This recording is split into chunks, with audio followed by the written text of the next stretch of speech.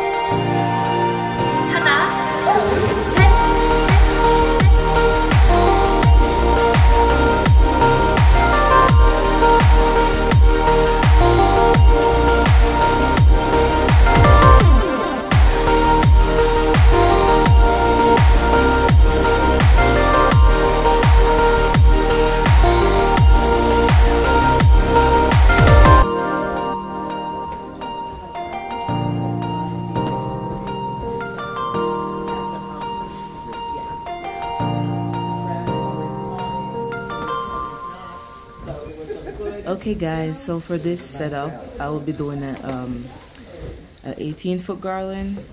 I'm saying 18 because I usually do like an extra 2 foot so I could spread it out at the bottom. So it'll be 18-foot garland, so it'll be one side and then across the top. And the backdrop was provided by the foundation here, Jack and Jill. They provided the backdrop, so yeah, I did not provide the backdrop. I am only installing the balloons. So yeah, that's what I'm doing right now. I'm just clustering up the balloons. For each cluster I'm doing about 6 to 8 duplexes to create my clusters. Once I'm done with putting these clusters together, I will be adding it to the pole using my 260 balloons. So what I'm doing is, instead of creating one continuous garland, I am creating like a 10-foot garland, and then I'm creating like a 8-foot garland to go across the top. I'll just connect it at the top corner, and then once I have that done, I'll go in and add my some fillers, like bigger cluster, to kind of beef it up a bit, and then I'll go in with my mini fillers. So you guys, just stay tuned and keep watching.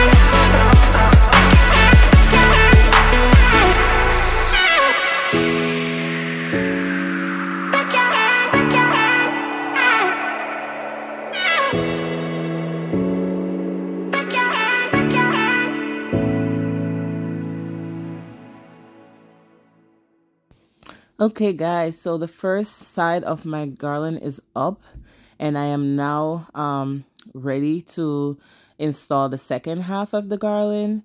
So right now I'm just creating some gold balloons to put at the end to make sure that it goes all the way to the end of the pole. And once I have that done, I will go ahead and tie that up. When you're using these 8x8 step and repeat backdrops, these vinyl backdrops, it could be very tricky because the pole is inserted inside of the backdrop, so there is no pole to tie your 260 balloons to. Okay, so a little tip here: when you're adding your pole, if you're using this type of backdrop and you're adding a balloon going across the top, two things. One, when you tie the balloon, attach it to the cluster, the end cluster there. You gotta stretch it all the way to the other end. Make sure the balloons are not sagging. You gotta make sure it's nice and firm, like tight when you're pulling it. You know, do it to the point where there's tension, but not to the point where it's gonna break off.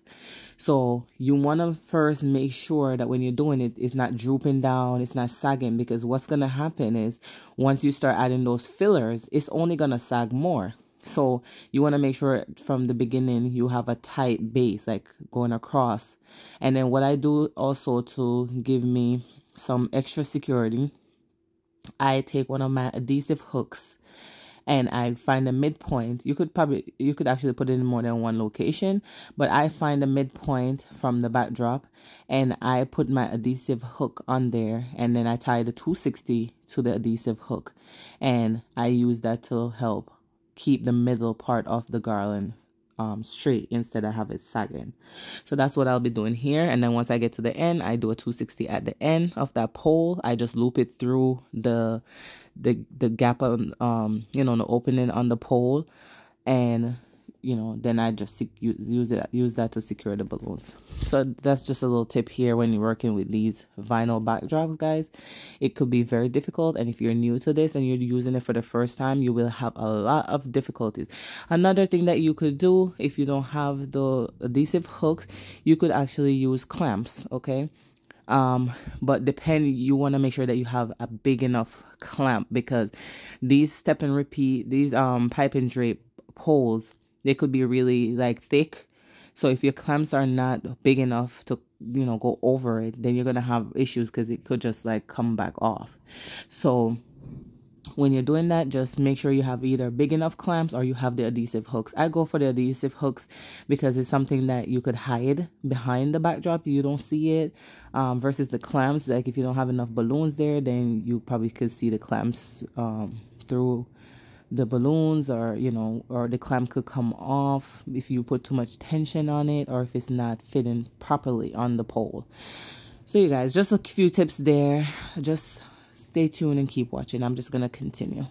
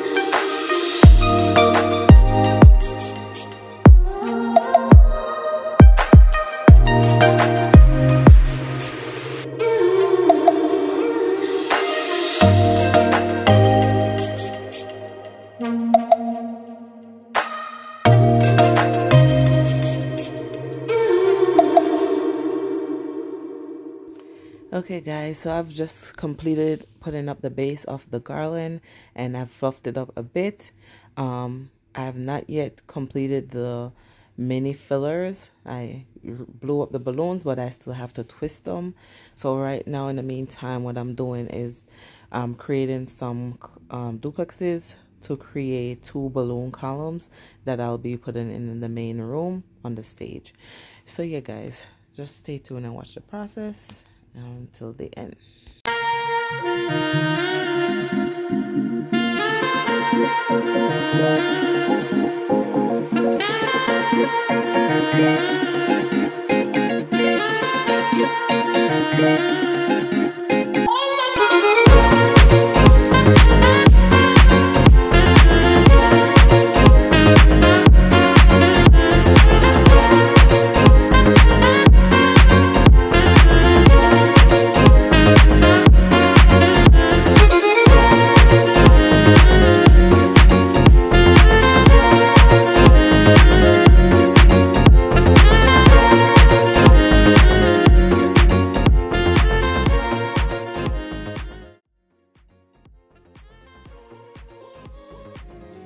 Okay guys, this is the final look. I'm sorry I didn't get to show you while I was adding the mini fillers on. My battery was running low and I wanted to make sure I had enough to do the final look. So this is the final look guys. Hope you guys like it.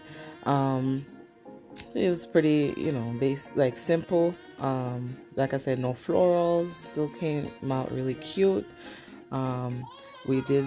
I did add 2 balloon columns in the main room where they'll be sitting down. This is out in the hallway where they'll be taking photos. So yeah guys, don't forget to like, share, comment, subscribe to the channel. Let me know what you really think about this video. And yeah, until the next time, I will see you.